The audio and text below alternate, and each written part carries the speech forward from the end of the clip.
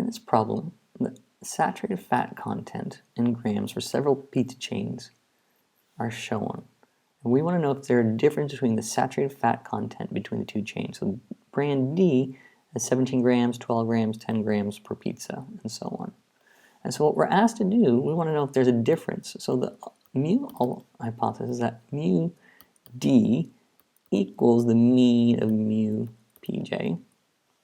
The alternative is going to be mu D is different than mu of Pj. They're different. Okay, and so when we do this, another way that we can sometimes think of this is saying mu D minus mu Pj is equal to 0, or the difference of them is equal to 0. Either way is actually sufficient to write it. And we are going to do, again, a two-sample t-test, because we do not know, we're doing a t, because we do not know the standard deviation of the populations of these two. And it's a two-sample as opposed to a pooled test because these are not compared directly. So this value does not compare specifically with that one. It's not like a before and after scenario. So that's why it's just a two-sample. And so we know that to do it, we're just going to, I've put these values into my calculator in list 1, list 2, as you can see. And now I'm just going to go and do my stat test. I'm going to do a two-sample t-test. I'm going to use data this time because I actually have the data. They're in L1 and L2. The frequencies are 1 and 1. I am doing not equal to. It's pooled, and now I'm going to calculate it. And so I can see that x bar of D is equal to 11.25. X bar of Pj is equal to 6.533.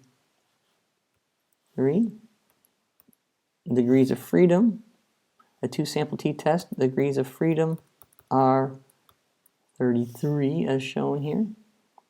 Now I have S x minus 1. Now that is the actual unbiased standard deviation. So this is SD is equal to 3.19 and SPJ is equal to 2.59. If it would have been sigma, then that would have been the popular standard deviation of just this specific set of data. Because it's S, it's the unbiased of the population. And we have N is, we know ND is 20 and NPJ is 15. And so then our t value, we get t is equal to 4.679, and our p value is approximately 0. It's quite small, e to the power -5. And so therefore, our conclusion as the p value is less than alpha, again, we reject the null hypothesis and claim a difference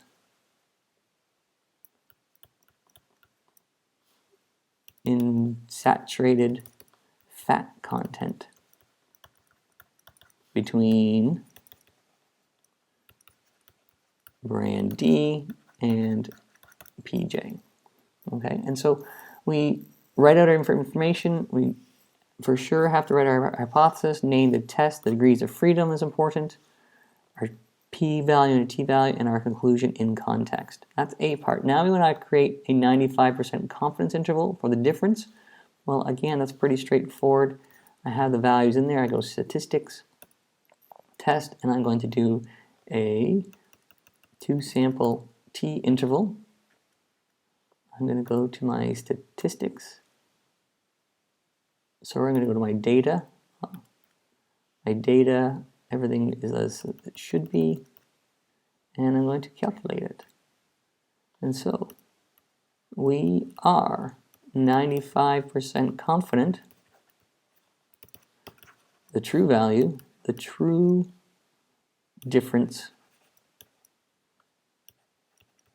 in saturated fat in grams between brand D and PJ is 2.66 grams to 6.77 grams. And so there we are. We can do sample t-test and sample t into sample t interval. We know it's two sample because these values do not directly correspond for any given reason. Be careful with our standard deviations. We use our calculator appropriately.